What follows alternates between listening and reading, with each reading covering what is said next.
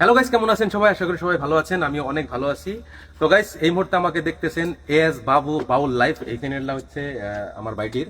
তো ও খুব ভালো গায়। আমিও ধরেন আমি অল্প অল্প শিখতেছি আর কি। তো ওর লগে গাওয়ার চেষ্টা করবো, ও গাবো কিন্তু আমার লগে। আর এটা অ্যাকচুয়ালি গান বলতে আমরা টাইম পাস করবো, প্রথম কথা টাইম পাস করবো।